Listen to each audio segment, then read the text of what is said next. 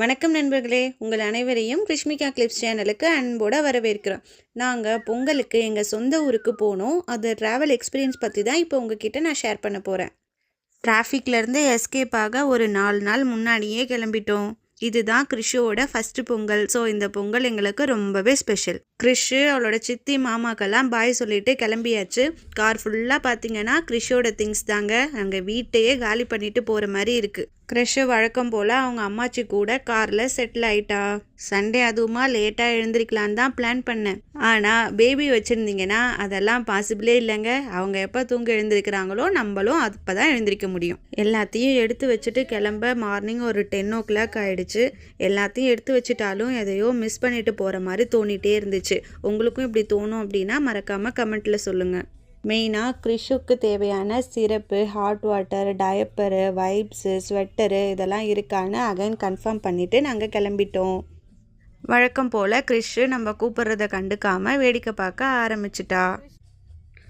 Railway gate open ஆகியிருந்தாலே ஒரு சந்தோஷம் வந்துடும். எப்படியோ நாங்கள் கிளம்பும்போது கேட் ஓப்பனில் இருந்துச்சு. அதனால் நாங்கள் வெயிட் பண்ணாமல் கேட்டை தாண்டியாச்சு. இங்கேருந்து கிளம்பும்போது கிளைமேட் பார்த்திங்கன்னா ஹாட்டாக தான் இருந்துச்சு. அப்புறம் போக போக கிளைமேட் சேஞ்ச் ஆகி தூறல் போட ஆரம்பிச்சிச்சு. அதனால் கிறிஷுக்கு அவளோட ஃபேவரட்டான கரடி சொட்டரை போட்டு விட்டாச்சு. கையில் வச்சுருந்தாலே மேடம் நல்லா தூங்குவாங்க. ஸோ இப்போது தூங்கிட்டாங்க நல்லா. நாங்கள் எப்போவுமே கிறிஷுவை பின்னாடி சீட்டில் தாங்க உட்கார வைப்போம். ஏன்னா இப்போ வர காரில் கண்டிப்பாக airbag mandatory for driver and go passenger.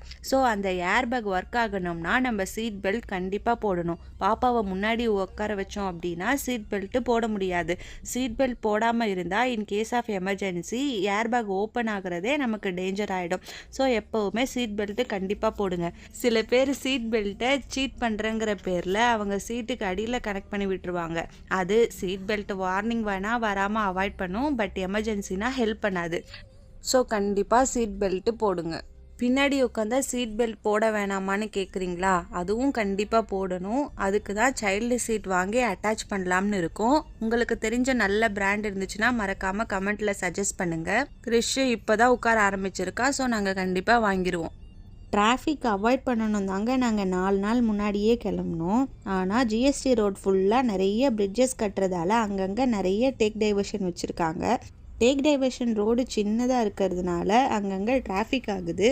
So slow பண்ணி போக வேண்டியதாக தான் இருக்குது. இதனால் ட்ராவல் டைம் தாங்க இன்க்ரீஸ் ஆகுது. சில் கிளைமேட்டுக்கு சூடாக எதனா சாப்பிடணும் போல் தோணிகிட்டே இருந்துச்சு.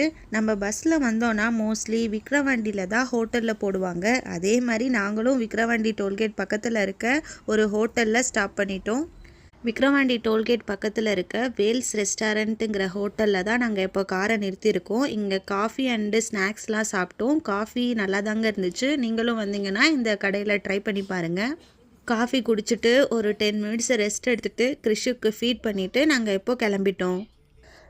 ஃபைனலாக இப்போ ஊருக்கு வந்தாச்சு. சொந்த ஊரை பார்க்கும்போது ஒரு சந்தோஷம் ஆட்டோமேட்டிக்காக உள்ளுக்குள்ளே வந்துருச்சு.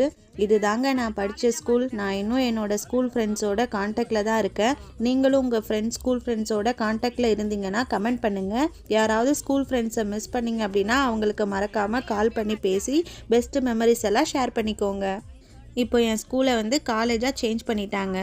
அவ்வளோதான் நண்பர்களே. இப்படி தான் நாங்கள் ஜாலியாக ஊருக்கு வந்தோம். நீங்களும் உங்கள் பேபியோட ஃபஸ்ட்டு பொங்கல் அப்போது எங்கேயாச்சும் ட்ராவல் பண்ணியிருந்தீங்கன்னா உங்கள் எக்ஸ்பீரியன்ஸை கமெண்ட்டில் சொல்லுங்கள். தேங்க்ஸ் ஃபார் வாட்சிங்.